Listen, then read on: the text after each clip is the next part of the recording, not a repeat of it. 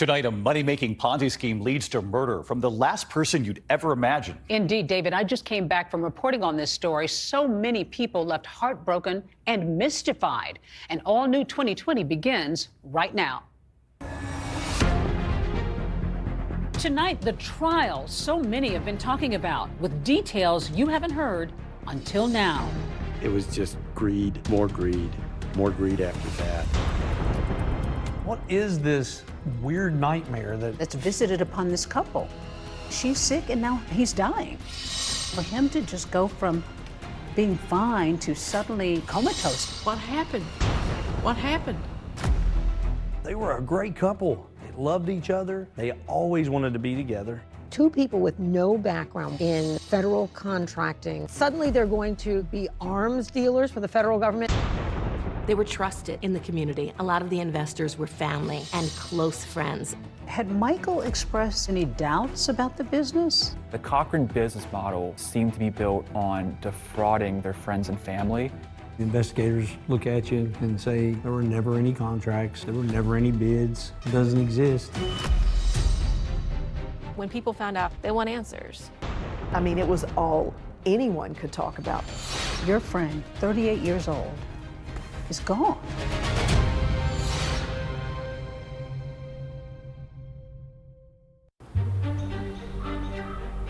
Behind all the raw beauty in the untamed West Virginia mountainside are deep-rooted secrets, lies, and betrayal, and a small, close-knit community is upended.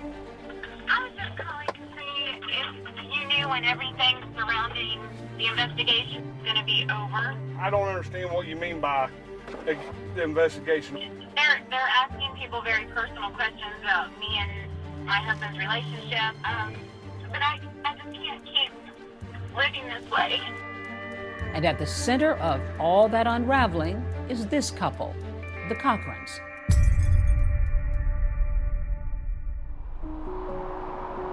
It was on a Tuesday night on December the 23rd, 1980, 10:36 p.m.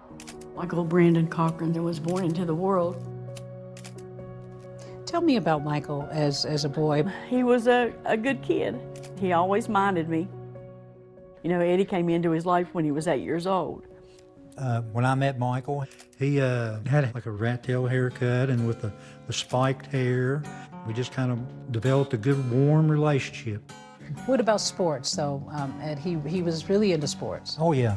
He was playing like the pee-wee baseball.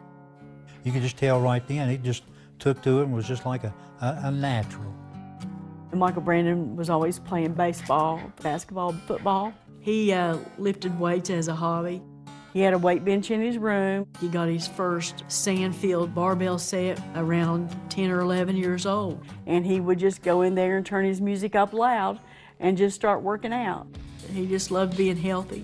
Of course, he loved the muscles. He loved the way it made him feel. In high school, they started having like powerlifting competitions. And Michael, he got first place. We were really proud of him. At age 17, Michael meets a girl named Natalie Jessup, also 17, during a trip to the mall. It will change his life forever. We had to go out to the sporting goods place one day, and there she was working behind the counter. And she was flirting with him really bad, you could tell that. And then the next thing I know, they were dating. She seemed to be a relatively driven student in school. She was passionate about what she did. She loved her family. After high school, both Michael and Natalie head off to West Virginia University, where he studies computers and she studies to be a pharmacist. The two freshmen had just started their first semester at WVU when Michael's mom, Donna, gets a call from Natalie. They got engaged in November of 1999. And when Michael got on the phone, I just said, Michael Brandon, what in the world are you doing?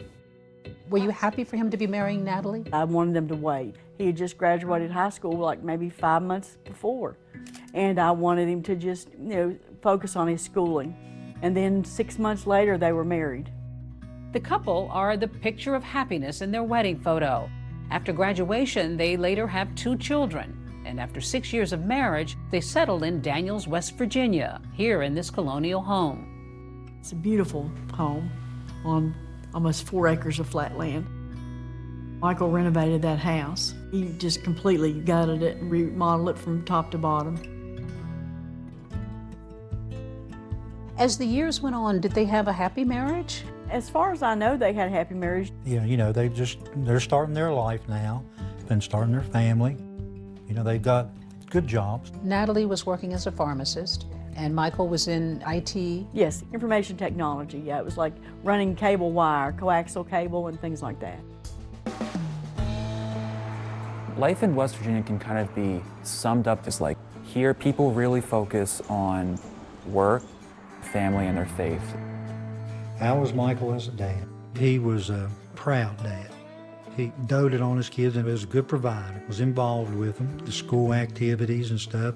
The couple gets involved in their community. He was a football coach and he was a baseball coach. And wherever Michael was, you'd find Natalie working the sidelines. She was a sports socialite. When Michael was the coach, she was the one you got all the information from. She was the one that ordered the uniforms and got your sizes. He loved sports, and that was probably our biggest connection. Our family would see their family at games, and that's really how it got started, is just loving sports and hanging out. Are there stories that you remember that when you really do think back to you all as couples, it kind of warms your heart that you remember? Oh, yes. Yeah.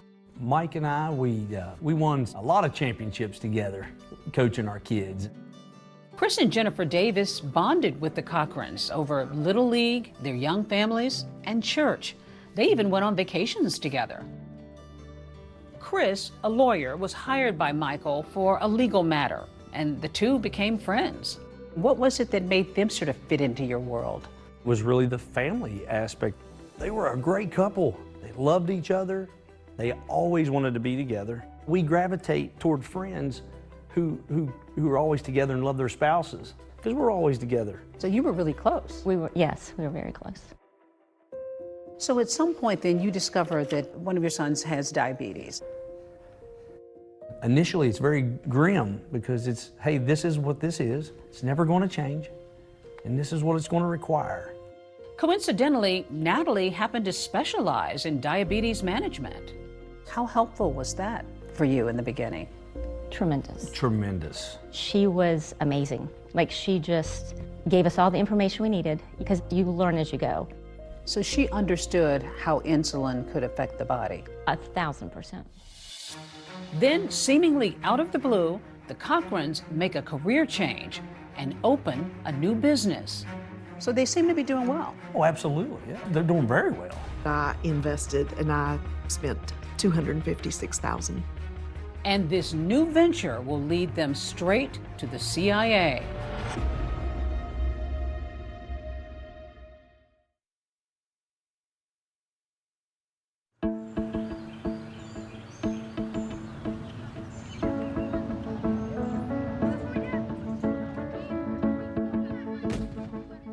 Everybody is very involved with their kids around here, into sports, and that's where parents usually hang out, at school sporting events.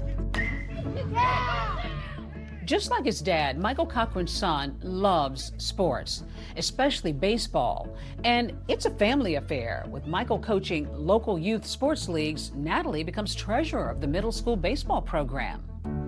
She was heavily involved in that because Mike was a coach. They were involved in tons of leagues and different things. So you were all involved as friends in the sports world with your children? Yes, that's correct. We met the Cochrans because I had put my son into the draft for the Little League Baseball. Toni McCall met Michael and Natalie after her husband died of leukemia, leaving her a single mom to 3 children. Michael very much took on a father figure role, especially for Cash. He was so good to him. He took him everywhere. They went fishing. They went to practices. It was the dream come true to have that father figure when you don't have one for your kids and you want one.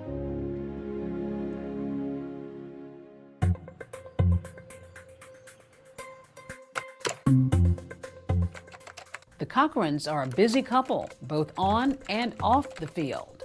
They open a business that is supposed to provide supplies to the federal government. It's called Tactical Solutions Group, or TSG, and they soon begin looking for big investors to help them pay the upfront money that is sometimes needed for government contracts.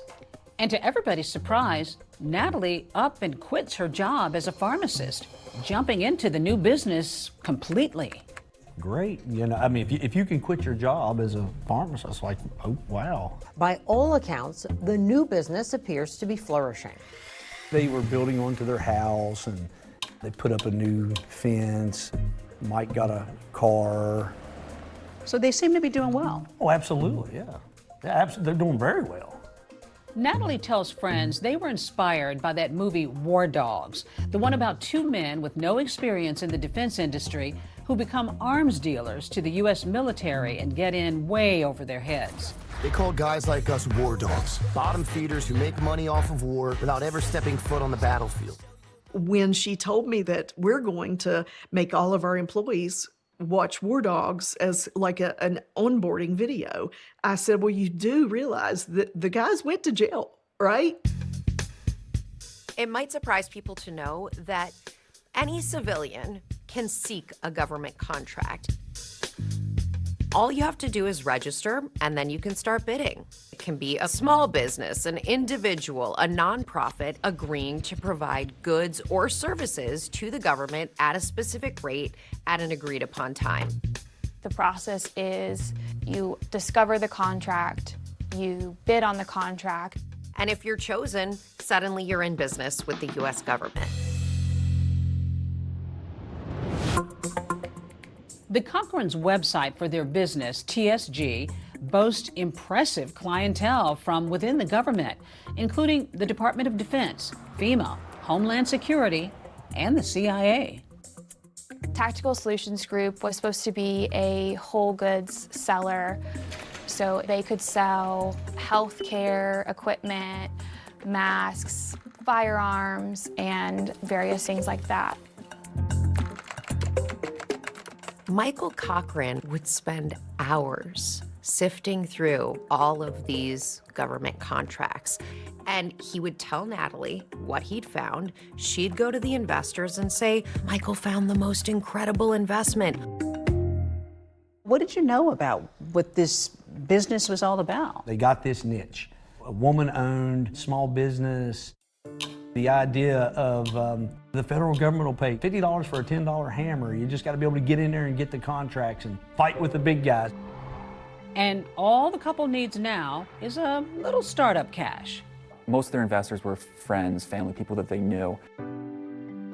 We invested $245,360.69.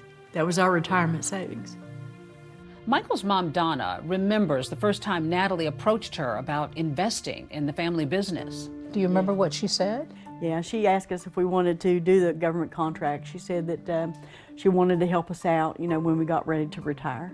At what point did you decide that maybe this was something you might be interested in getting involved in? About a month later, she told me that she was doing it for her parents, that they'd made $60,000 in 5 months.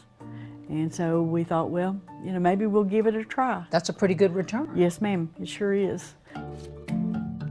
Donna Bolt says her daughter-in-law claimed she could get her initial investment back with profit, sometimes in as little as 10 days. So when they come to you for a potential investment, what's your initial thought? Well, my initial thought was, sure. The Cochrans' close friends, Chris and Jennifer Davis, say the couple approached them after church saying they needed some major cash to fulfill a contract for dental labs, saying if they didn't get the money right away, they'd lose the entire contract. But it was more than just, hey, do you want to invest? There were supposed to be dental facilities on military bases. That's why we couldn't see any of the documents. Because she knew I was going to ask that. I was like, well, what's the well, you can't see it, you don't have authorization. We can't do that because it's Department of Defense. And so we were like, sure, yeah, man, we'll help out. How much were you investing? $511,000. When Chris Davis hears who's investing, he says it seems like a safe opportunity. I trusted all those names and people in the community. So if they were involved, it must be sound and good. Absolutely. The names that were lining up, it fit. Like, okay, these people aren't going to do anything crazy. Tony McCall says the circle of trust was how she too decides to invest. She had pulled someone in that I was close to and had been getting them to do contracts. She says that person calls one day with an opportunity for the two of them to go in on a contract, but they've got to do it immediately. It pays out in 45 days, but you have to do it right now. Like eBay, she bids at the very last minute so that nobody can go in and bid over top of her. But you have to tell me right now. And so I did it. I spent $256,000. By all accounts, it seemed to be a safe bet. The Cochrans appear to be doing well. I had seen the money that they were spending. They had multiple vehicles, they had motorcycles, they were buying trips overseas. The Cochrans are living the high life, but then suddenly the Youth Sports League is broke. This ain't good. I really felt in my heart that something was going on. You don't have anything, it's all spent. Could something be afoul at the Little League?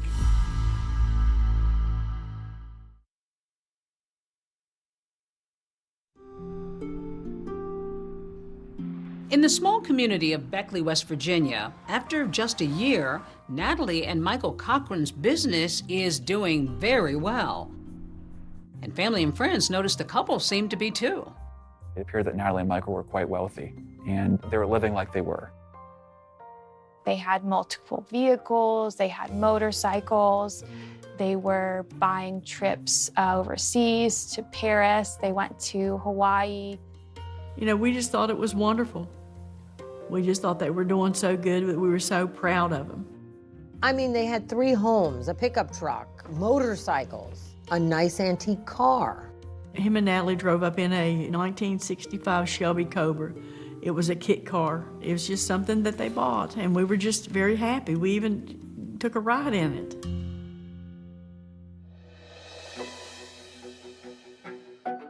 They were living much higher than the majority of people in Beckley, West Virginia. Did you see a difference in how their lives seem to be changing? Oh, yeah. You were on vacation together. What kind of vacations did you take? We did beach vacations, and then we went to New York City a couple of times with them. Yeah. And so the typical sightseeing, shopping. Everybody got along?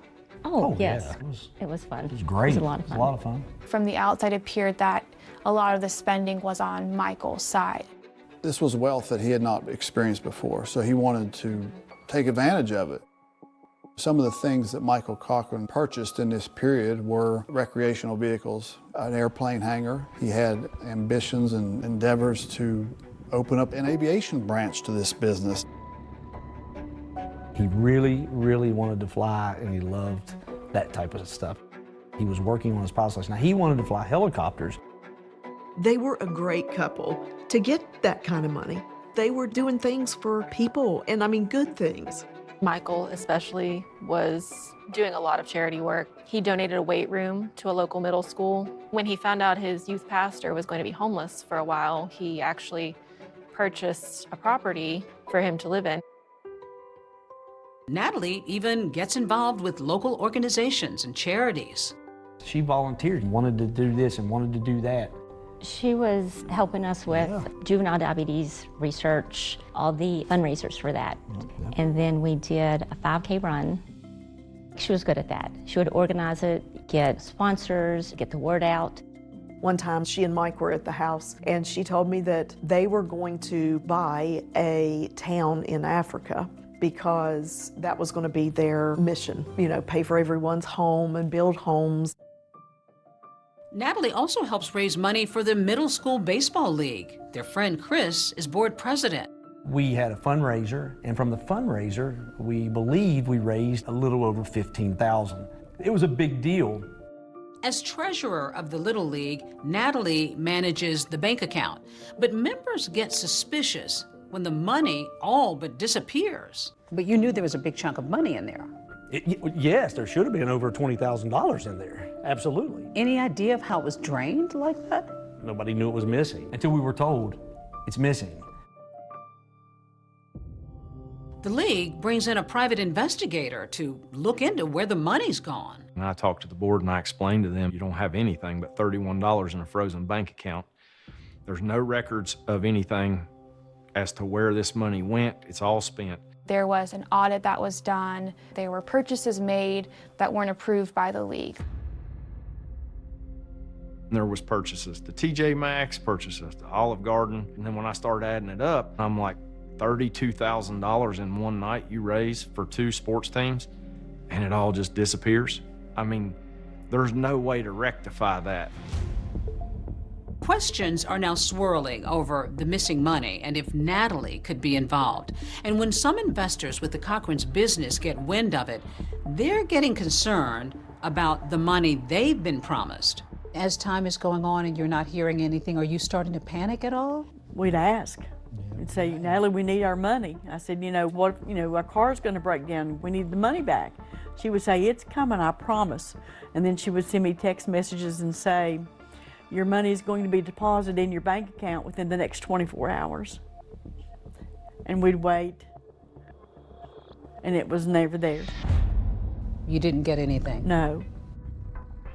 Donna says that any communication she had about the couple's business was typically with Natalie, not her son. Every time that I received any kind of a message, it was a text message from Natalie. It was she and I that was constantly going back and forth with contracts. Meantime, Natalie continues to portray the business as extremely successful. From the outside looking in, I would have probably been like pretty impressed. Thought, man, right here in Raleigh County, West Virginia, these people are knocking it out of the park. One investor says it's astonishing how much money Natalie says she's pulling in. She did give me a number at the time. This was like $343 million we're going to have to put in this bank. That was a little hard to believe. Natalie and Michael tell a local bank their business is worth more than $500 million when they apply for a $100,000 loan. Was her business worth $500 million? No, absolutely not. It turns out the Cochran's business is not what it appears to be. I said, in pure West Virginian, this ain't good. I really felt in my heart something was going on. The fundamental problem is that it was all a lie. And when secrets come to light, it's far worse than anyone could have imagined.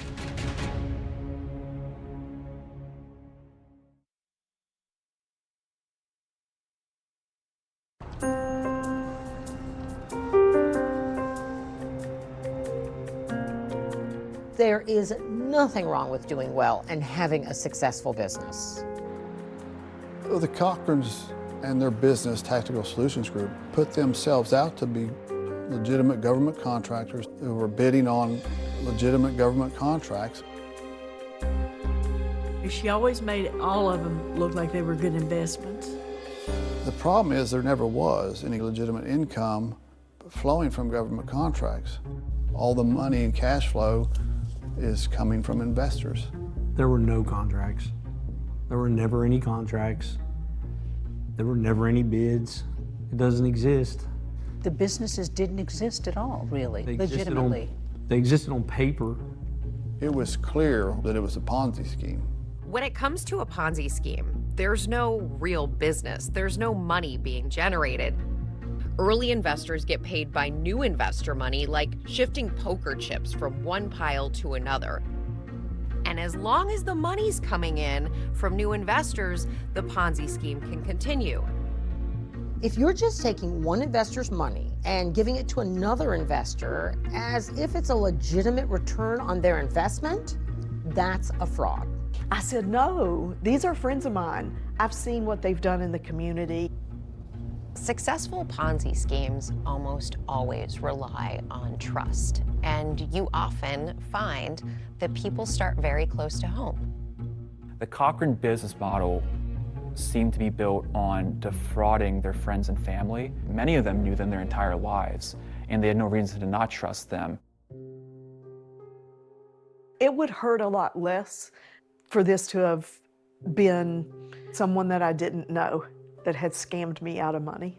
It would hurt a lot less. I was already wounded from my husband passing away, and my kids the same. These were friends, neighbors, and family members who were defrauded, and the question is whether Michael knew about it. Michael was not the brains of the couple. He was a great guy, but Natalie was the brains of the operation. And Michael would look for contracts on the government website, and then he would give them to Natalie, and she would make the bid. Had Michael expressed any concerns, any doubts about the business to you? Not about the business. He was stressed about the government. He did not understand why the government will not give them their money, and he just couldn't figure it out. How can they do this? But of course, the federal government didn't owe the Cochrans any money because they'd never conducted any business with them. Michael Cochran was asking her questions very similar to the questions being asked by the investors who were trying to get their money back. She was giving the same excuses to Michael that she was giving to the investors. Natalie would tell me, we're being audited, there's a government shutdown. There was always some excuse with her. The lives and paychecks of some 800,000 federal workers hanging in the balance. Around Christmas time in 2018, there was a government shutdown, and it lasted until January 25th of the following year. Day 32 of the government shutdown, now beginning its second month. We have never seen this. Natalie used this whole government shutdown to her advantage. Her investors were coming and saying, we want our money. We'd like to pull it out. And she would say, well, I can't. The government is shut down. There's no way to get access to your money. They're not paying anybody. She had a never-ending list of reasons that they were not seeing their returns. When she could no longer blame the federal government for the delays, she turned to, I guess, more of the emotional side of, saying that she had cancer. We're feeling bad for her. She even told us that she had cancer, that she wasn't going to do anything about it, that she was going to let God take care of it. And if he took her on, then that would be fine. And I just got so distraught and emotional, and I kept telling her she needed to fight, not to give up. She said she was in stage 3. Her and Mike were talking about not going through chemo and radiation and just living what life she has left. Was that devastating? Oh, completely.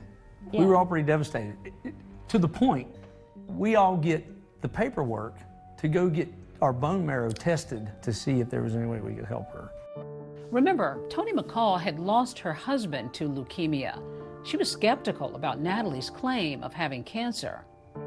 I believe that Natalie used the leukemia to stall on having any payments. I knew she didn't have stage 3 leukemia because it's not in stages, it's in types. Everything pointed to the fact that she did not have it. She had told us that she was losing her hair from the chemo she was taking, and she flips her hair over and she has the perfect dime-sized circle where she has shaved a spot in her hair. And if you lose your hair from chemo, you don't see 5 o'clock shadow. What woman would shave a spot on their head to say, look, I'm losing my hair? And so I absolutely knew at that point that she would do anything to cover up and to lie. Then early one morning, Michael and Natalie are set to take a private plane to Virginia for a scheduled bank meeting, but they never make that flight. I just kept asking her, what happened? What happened?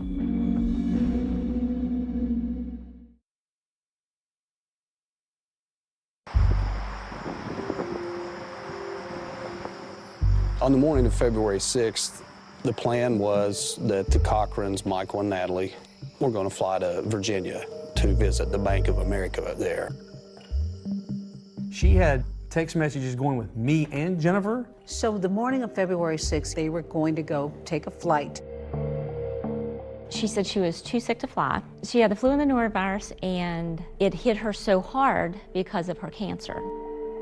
She had gone to the doctor, and they put her on such a high dose of steroids that her blood sugar was elevated.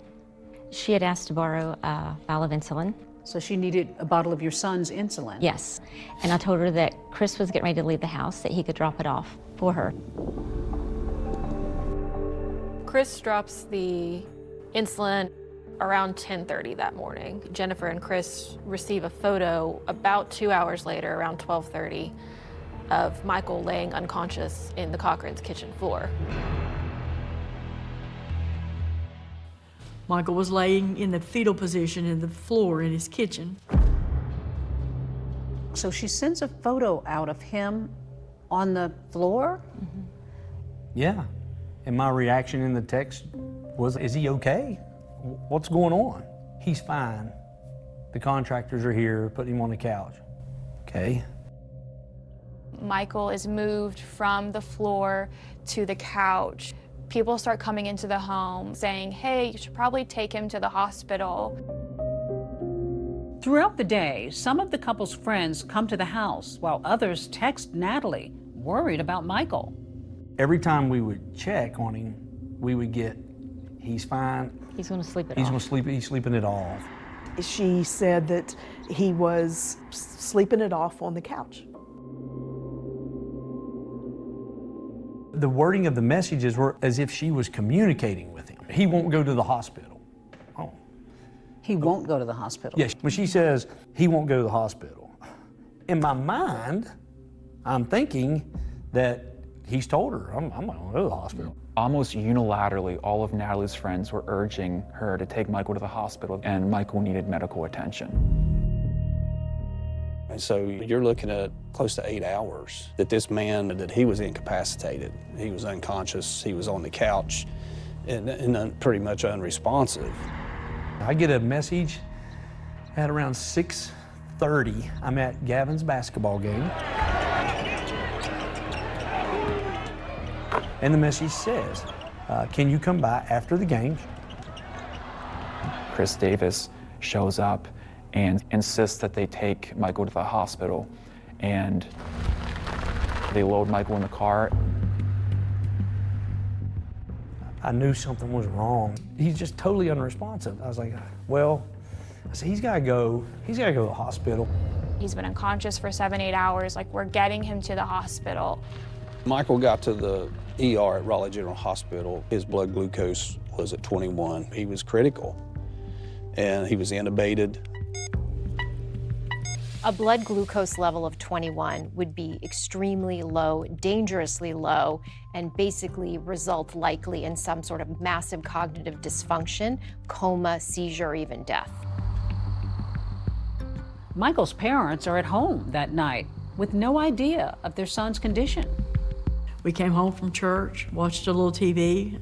I was in the bed. Eddie brought me my phone. He said, you got a text message from Natalie. It's 10:30 at night.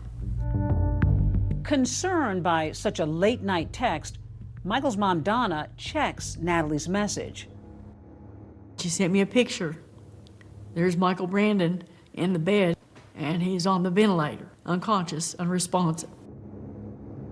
The Davises also received texts from Natalie showing Michael in the hospital. I just kept asking her on text message, what happened? What happened? Doctors determined that Michael is suffering from cerebral edema. Cerebral edema is the medical term for swelling in the brain. We usually think about cerebral edema in the setting of a big bleed or a traumatic event. Michael Brandon, he was fighting to breathe. He was trying his best to live.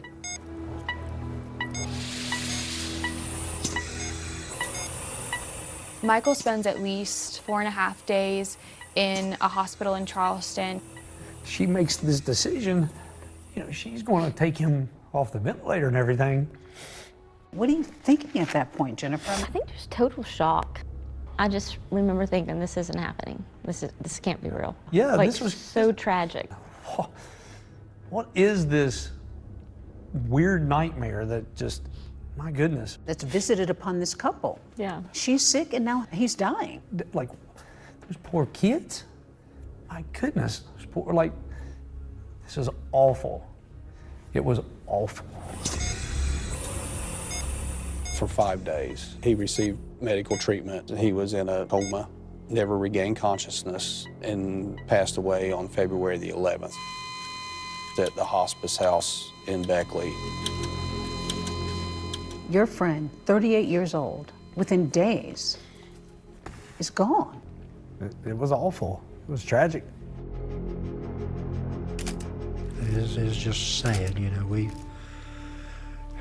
went to the funeral. It just all seems surreal. Everything's just kind of like you're like in this fog, you know.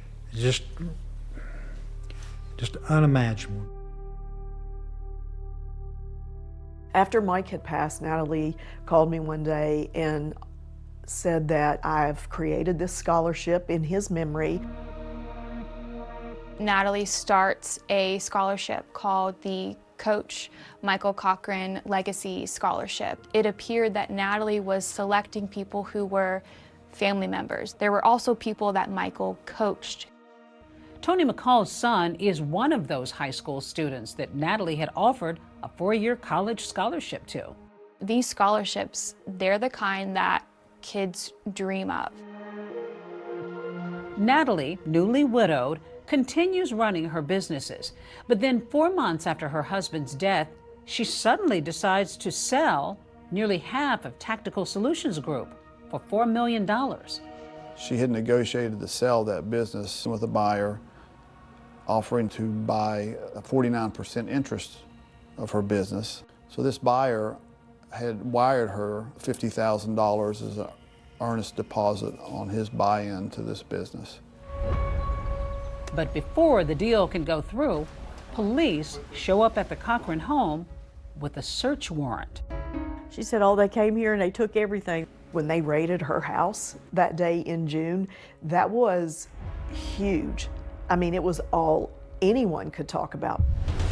When police search the Cochran home, they find something unexpected that could explain Michael's sudden death. A man, 38 years old, what a fitness guru he was, to suddenly die in the midst of financial crimes occurring. I mean, that's pretty suspicious. So they decide to exhume Michael Cochran's body. Does the big con turn into an even bigger crime?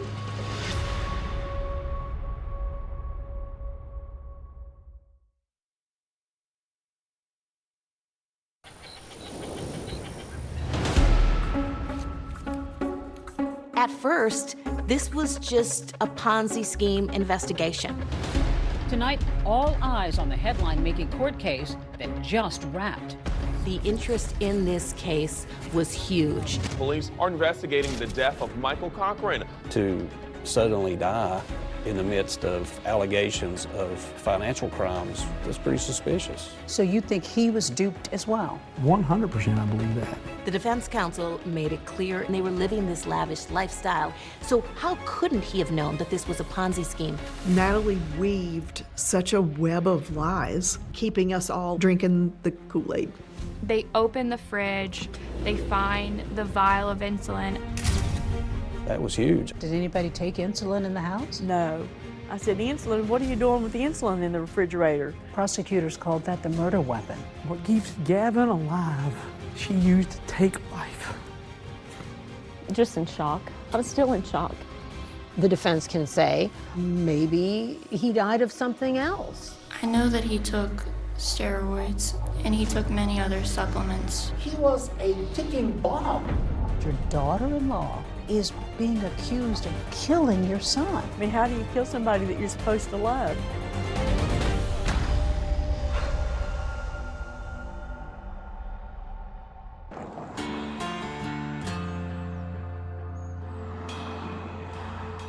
It's been 7 months since 38-year-old Michael Cochran's death, and Private Eye James Quisenberry sends an employee on an undercover mission to Michael's wife Natalie's garage. I just seen the sign and figured I'd come out this way.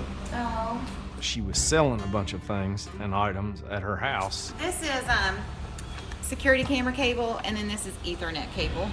He's there to secretly get a closer look The question was still out there of whether she was sitting on a pile of money, all these different questions. You don't want to sell the rest of anything else? No, I'm going to keep those for my son. My husband passed away, so my dad helped me go through it, and we kept things that my son might use when he grows up. So. Okay. Had there been something there that shouldn't have been there, would have turned it over to law enforcement. She's all smiles and looking at him and trying to be polite, and as soon as he turns his back, she changes her look, like her whole demeanor changes.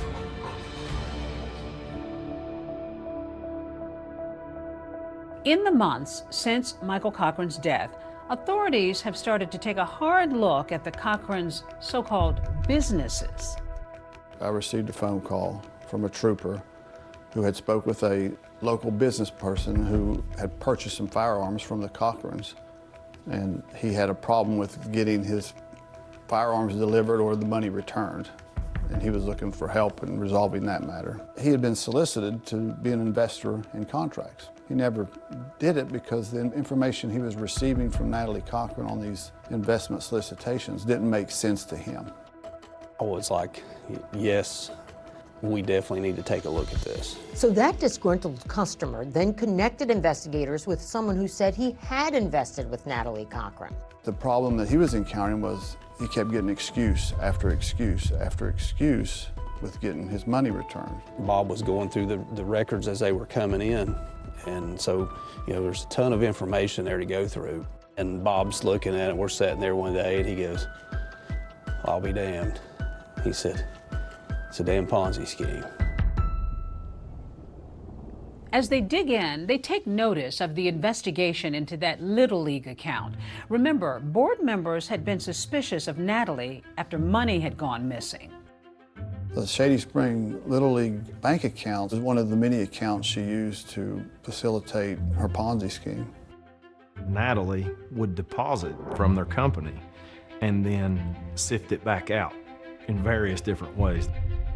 Natalie called the alleged financial crimes bogus, and ultimately authorities decided not to charge her with anything related to the Little League. The league never recouped any money.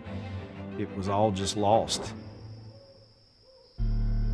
It's late into the summer, and those generous Michael Cochran Legacy Scholarships, which Natalie had promised students, are now supposed to be paid out. There were 8 people in total. They are full-ride scholarships for up to 8 years. Tony McCall's son was given one of those college scholarships. There was no money. It was a fake scholarship.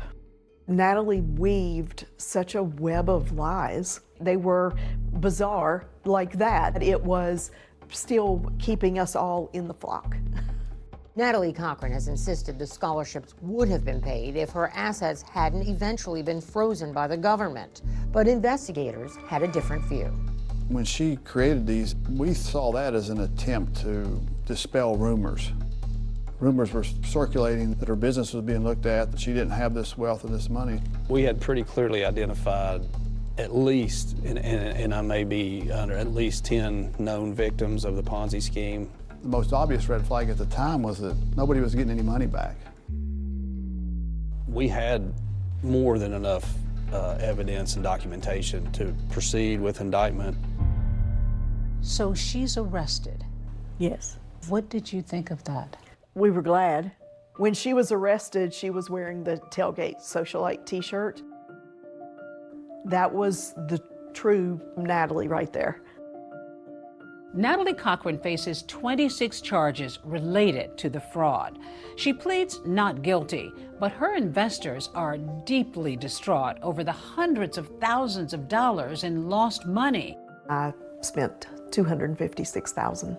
$511,000. Almost $250,000 over the course of 2.5 years. We loved her and we believed her. Everything she told us, we believed everything she said to us. Chris Davis says he too was taken in by his trust in Natalie and by the impressive paperwork she supplied. But it looks legitimate. I mean, there are a lot of companies and there are a lot of entities here. Why would she do this? I don't know if it was the greed or the position or status. Reaching a deal with prosecutors, Natalie pled guilty to 2 counts, an unlawful monetary transaction and wire fraud. And then she went off to prison for 11 years for fraud. She did. May 1st of 2021 is when she finally went into the prison at Hazleton. The court also ordered her to pay back $2.5 million to the investors she fleeced. But with little income coming in, it will likely be a very long process. Did you feel that was fair, that was right? The judge said, if I could give you more, I would. He acknowledged the fact that the lawyers had reached this plea agreement and had capped what he could have done to her. So no, at that moment, I didn't believe it was fair. And just as I told the judge, there's 2.5 million reasons why it wasn't fair. But this isn't over yet. A search warrant in the fraud case had led investigators into the Cochran home and brought an unexpected surprise. They open the fridge, they find the vial of insulin. It's suspicious that it shouldn't be there. Nobody in the family is diabetic. Does that insulin have anything to do with Michael Cochran's death? We'll hear from his wife Natalie for the first time as investigators hit her with some tough questions. We'll be having a conversation with Natalie Cochran. This investigation is just getting started.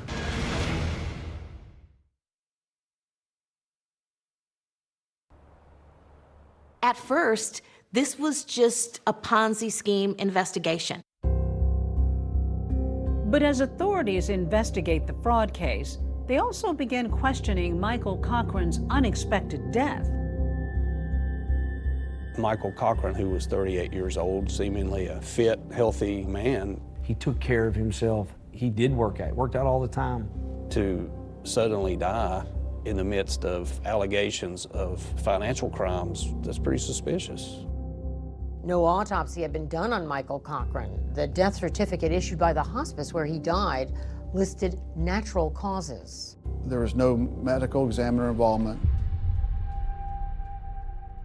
You know, Natalie Cochran gave different versions of what happened with Michael on February the 6th to multiple people. So authorities arrange a meeting with Natalie. Today's date is April 8th, 2019. I explained to her we were looking into Michael's death. Natalie, just tell me how things progressed with Michael. February the 6th, whatever day we were going to the hospital, we went to the kitchen and all of a sudden he started throwing up in the sink. And I heard him hit his head, and then I went in there and he had fallen. And so I didn't know what to do because Michael was very adamant after he got out of the hospital last time. He said, if you ever take me to the hospital again, you're going to be dead. It turns out Michael had been hospitalized for several days back in November for potential exposure to black mold. Natalie says she thought one of his training supplements could have been making him sick. It was her belief that Michael had taken an overdose of this supplement that she alleged was coming from Mexico. I'd always been arguing that that's not safe. It even came in a bottle that said for animal use only, not for human ingestion. It's like syrup. Right. We're taking it to gain mass and to keep its stuff cut up. Gotcha. And it also had an insulin component in it, but bodybuilders can manipulate insulin to cut muscle. She introduces insulin in the discussion as part of Michael Cochran's weightlifting regimen. Mike was all about, he was just very into body. Is there any chance that he would have purposely taken too much of that? He did purposely take too much, but he was trying to super load. There was always this effort to make sure that there was an explanation for insulin being somehow involved in Michael's death. In the third conversation, she brought up that Michael was injecting with insulin. She had done a complete pivot from where it was all this supplement. Now Michael's injecting insulin. The insulin he was doing through injection. Correct. He would inject it before meals so that it would cover any carbs that he ate.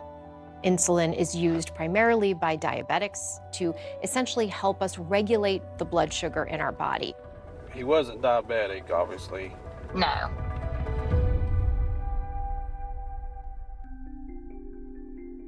And remember, the fraud investigation is still ongoing.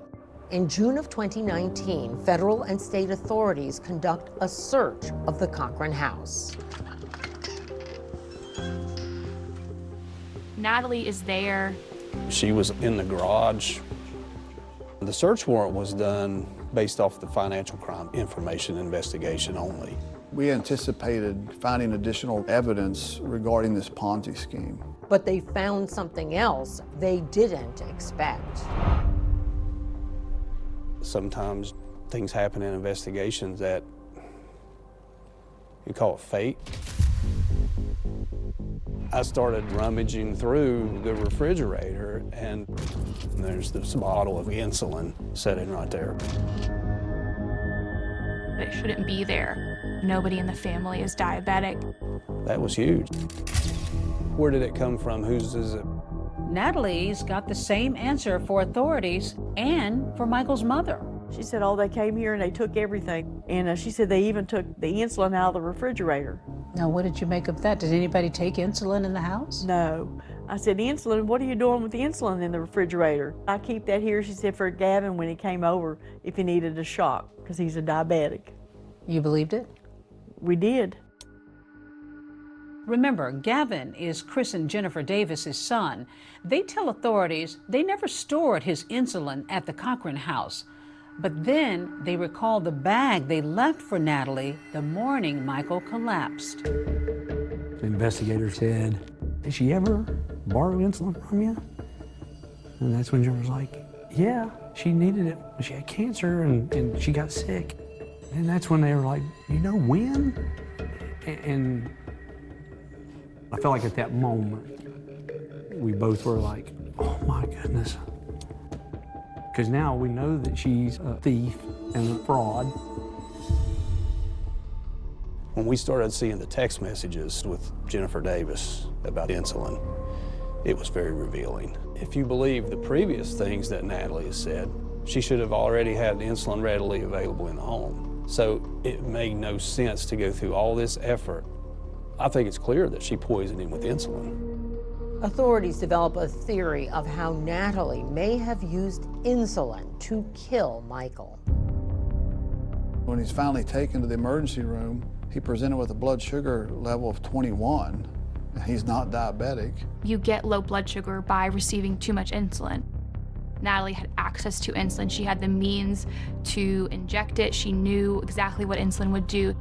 Investigators believe there's enough circumstantial evidence to tie Natalie to Michael's death. 39-year-old Natalie Cochran is now accused of the February 2019 murder of her husband, Michael. Natalie Cochran pleads not guilty. Was that hard for you to accept that your daughter-in-law is being accused of killing your son? Yeah, it was really hard to believe because, I mean, how do you kill somebody that you're supposed to love and they're your children's father? But why would Natalie want to kill her husband? The investigators thought the text messages looked suspicious. Michael didn't know about the Ponzi scheme, but he was learning. Michael was about to discover he didn't have millions, perhaps $1 billion of legitimately earned income inbound from the federal government, and that was a problem for Natalie. Here is exactly the motive of why she felt like she had to kill Michael.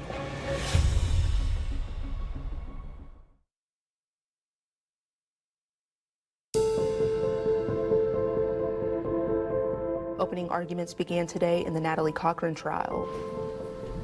In January, more than 3 years after she was indicted for the first-degree murder of her husband, Michael, Natalie Cochran's trial is finally underway.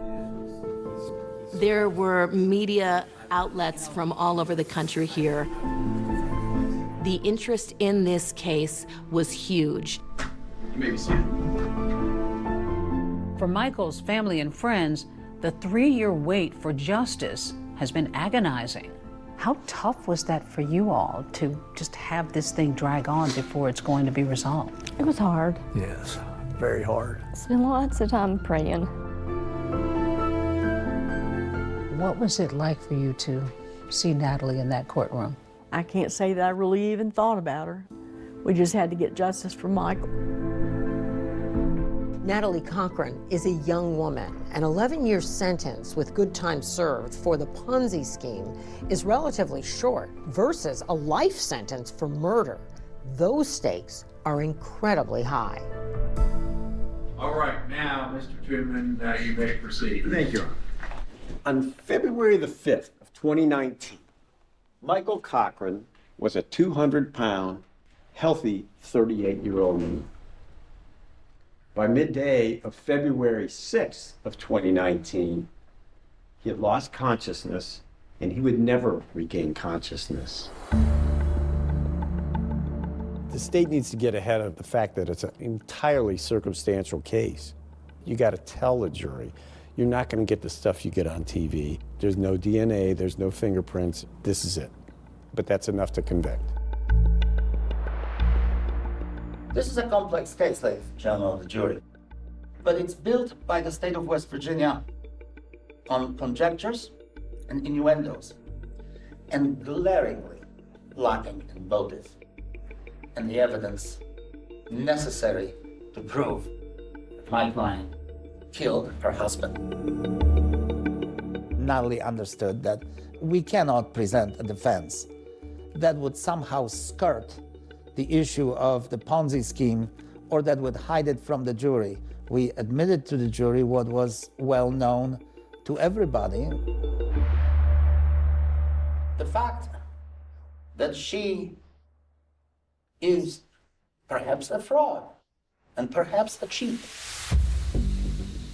and that you wouldn't perhaps want to invite her home for Sunday dinner, that you wouldn't like her, does not translate into being a murderer. We absolutely believe that the imminent failure of the Ponzi scheme was Natalie's motive to kill Michael. That was going to happen, and it was going to happen very, very quickly if she didn't act. What Michael Cochran didn't know is certainly one of the most important questions here. But to me, what's more important is what he was about to know, the consequences that would come when he found out that information. And at the heart of the case, a vial of insulin. Prosecutors called that the murder weapon. Yeah. Yeah. What keeps Gavin alive, she used to kill. She used to take life. On the morning of February 6th, Jennifer Davis remembers getting a text from Natalie asking to borrow that insulin. She testifies about that exchange. Can you just explain to me what's going on in this conversation? She said that her and Mike, they were both sick, and she had to start taking small insulin shots. Did you provide that insulin to her? I put the insulin in a bag and gave it to my husband, and he dropped it off on the porch on the way to work. Several hours later, Natalie sends Jennifer a picture of Michael unconscious on the kitchen floor. What did this picture mean to you when you received it? Just that it was just shocking that he was laying there. Natalie contacts 2 construction workers that had worked for the family, says, Michael's on the floor. I'm gonna need help picking him up from the floor and taking him into the living room. So after Chris Davis drops off the bag of insulin, Natalie sends out a text. She invites several friends over throughout the day to check on his condition and essentially make sure he's okay, but not take him to the hospital. In a statement to ABC News, Natalie Cochran says that, quote, Mike hated the hospital. He threatened several people that we better not take him back.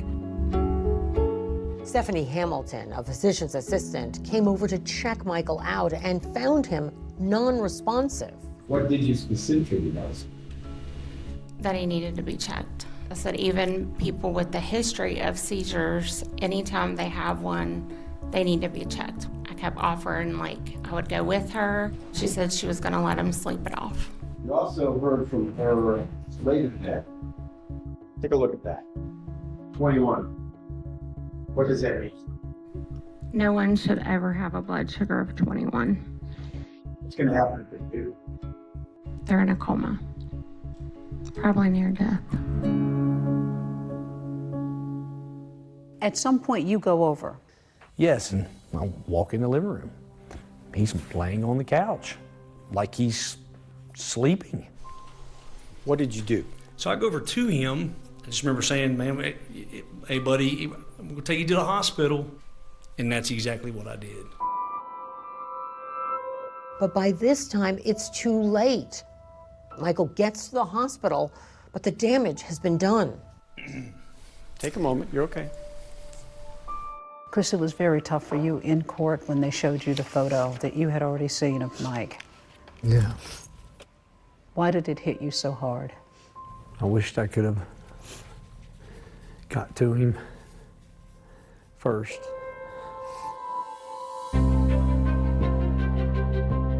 Over 2 days, prosecutors have meticulously laid out the timeline of the day Michael Cochran died. The question now, will they be able to prove that it was his wife, Natalie, who killed him?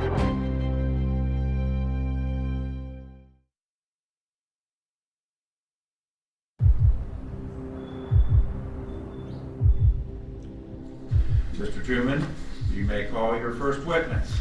As prosecutors lay out their case against Natalie Cochran, they intend to show that she not only had the means, but the motive and the opportunity to kill her husband, Michael, back in February of 2019.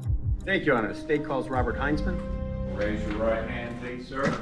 Bob Heinzman was the primary investigator of the defendant's Ponzi scheme, and he explained there was really no evidence that Michael knew what was going on. Now, the defense has floated the theory that Michael Cochran was up to his eyeballs in this Ponzi scheme. From your investigation, do you have any evidence that would support that? He believed that they had obtained contracts and that they would be receiving money for these contracts. Do you have any evidence that he knew that this was a fraud being carried on? No. It was important to hammer home that Michael Cochran was at least cognizant of the scheme because it would destroy the state's theory of why it happened. Have you, in your thorough investigation of this case, talked to the children of Mr. and Mrs. Cochran? No. Would it surprise you if I told you that they observed their parents work on the federal contracts, and you're telling this jury that he had no knowledge of these contracts? I'm not telling the jury that. I said that he knew about the contracts that he was led to believe were bid on by their business. The investigation had revealed that Michael was beginning to ask some really tough questions of Natalie about where the money was going. The day before, February 5th of 2019, it was arranged by the Cochrans to charter a flight from Beckley down to Lynchburg, Virginia to meet with the Bank of America banker. And of course, that was a meeting that Natalie could never allow to happen, because if it did happen, then Michael would know, and that would have been the end of her Ponzi scheme. Court Nexon was an employee of Bank of America. He testified via Zoom in this trial because he's not local. And that was to take place February 6th of 2019, correct? Correct. Looks like they said they were going to fly in, and so we were basically responding to their schedule and setting things up as best we could. Did that meeting take place? Never took place. Natalie was becoming desperate at this point. Prosecutors argue that if Michael was in the dark, Natalie's deception was about to come to light. Putting Jennifer Davis on the stand explains how Natalie got the insulin that she needed to kill Michael. Jennifer, at this point, you were offering to help out a friend in need. Is that fair to say? Yes. Did she accept your offer of help? Yes, she did. She asked if she could borrow a vial of insulin.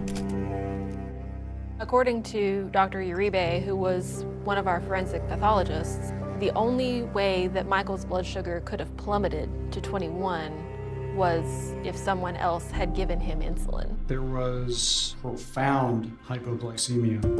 Hypoglycemia is low blood glucose, Once he was treated for the hypoglycemia, the blood sugar went up and then it went back down again. To me, that is a significant pattern.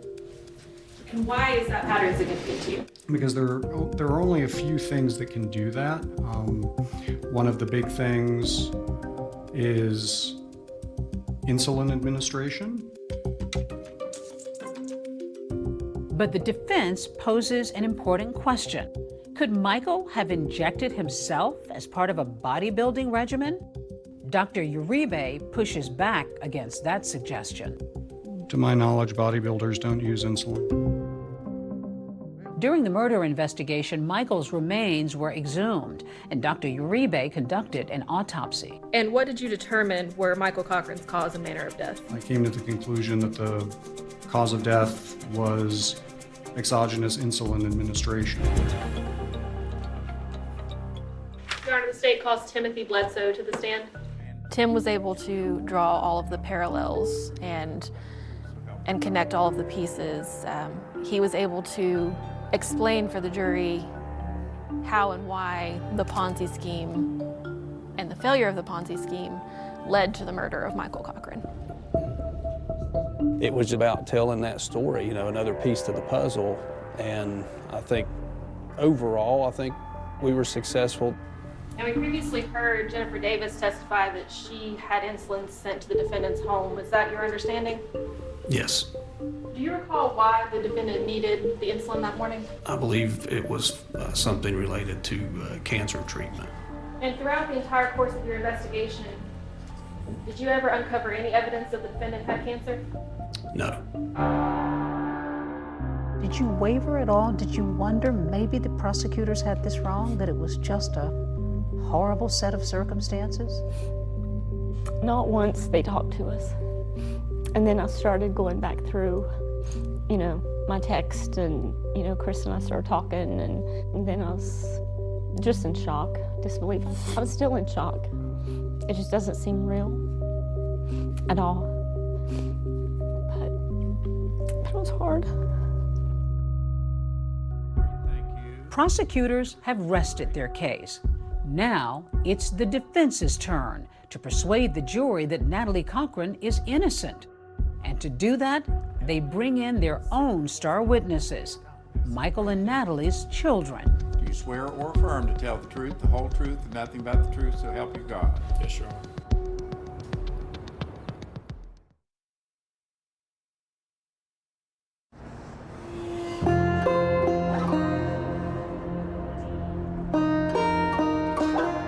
The state has wrapped its case of circumstantial evidence.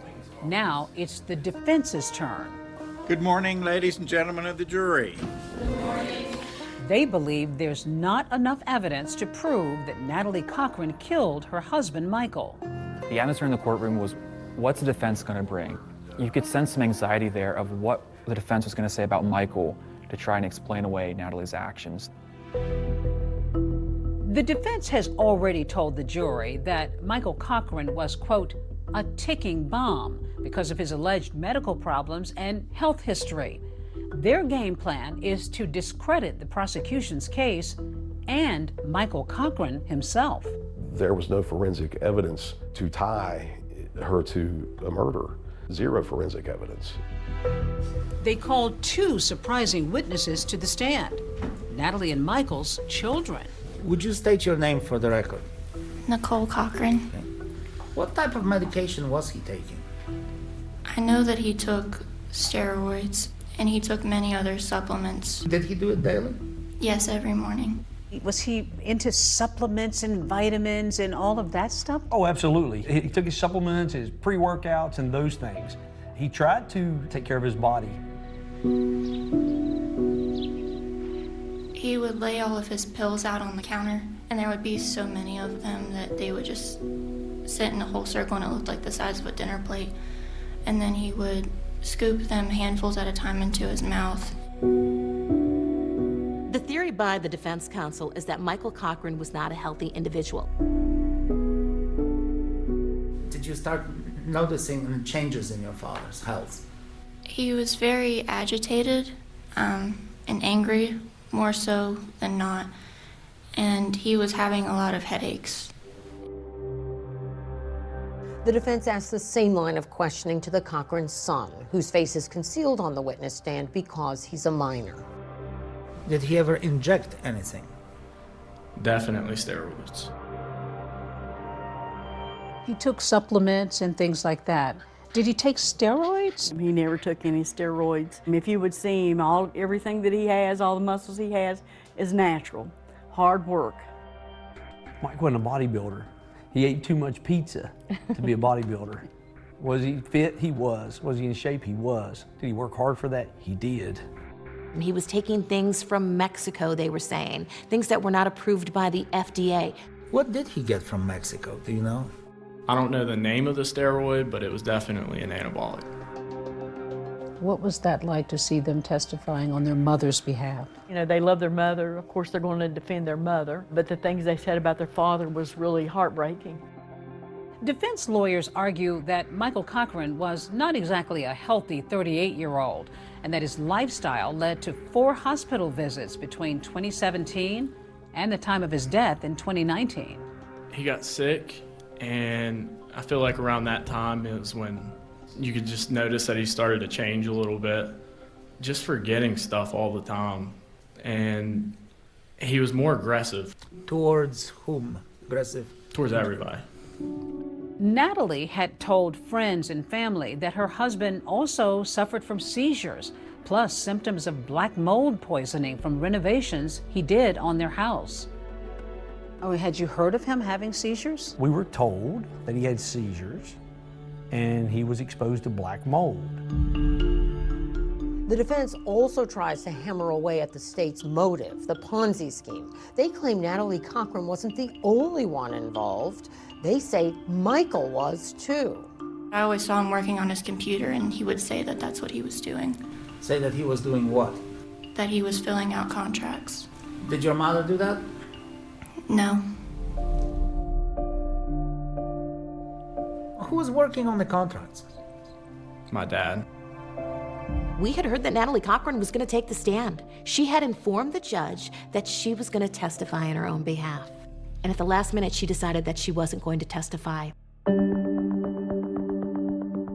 The jury was extremely attentive, but the jury was never more invested in what was being said than in the closing arguments. All right, are you folks ready to deliver your closing remarks?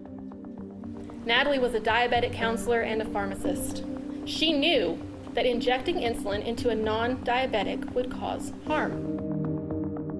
Is that the action of a planning cold-blooded killer? She would get that insulin ahead of time, not on the day of the murder, and involve 2 witnesses against her right there and then. She chose over and over, after repeated pleas from friends and loved ones, to leave Michael on the couch. It's a horrible tragedy, but a tragedy, not a murder. The state failed to answer a couple of questions, and that is, when did it happen? Where did it happen? How did it happen? There was no deductive reasoning where you would say, well, it was Professor Plum with the candlestick in the study. Well, it was actually the pharmacist in the kitchen, according to the prosecution's theory. She had a clear motive, and you saw that leading up to this date, Michael was about to find out what she was doing to people. Do we know what he was going to do with that information? We never will, because he won't have the chance to tell us. Ms. Cochran is committed crimes of fraud, but that doesn't make her a murderer. We're asking you to find her not guilty. 21 was such a crucial number because nobody's blood glucose should be at that level unless you've had an injection of insulin. A normal blood glucose level would be anywhere from 70 to around 130. 21. And that's the number we're going to rely on to convince you beyond a reasonable doubt that this defendant killed Michael Cochran. Find this defendant guilty of first-degree murder, because that's exactly what she did.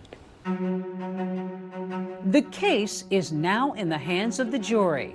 Were prosecutors able to convince them that Natalie Cochran killed her husband? Or did the defense poke enough holes to sow reasonable doubt? People yell out, "There's a verdict," and then people start scurrying to get a seat inside the courtroom. Has the jury reached a verdict? Yes, sir.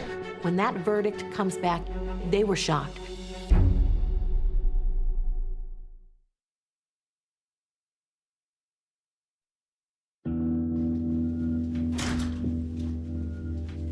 The verdict, handed down just weeks ago, came quickly. The jury deliberated for less than 2 hours. Would the defendant please rise? The jury verdict is as follows. The defendant is guilty of murder in the first degree. What was it like when you heard guilty? We were so happy because we're finally getting justice for Michael after all these years.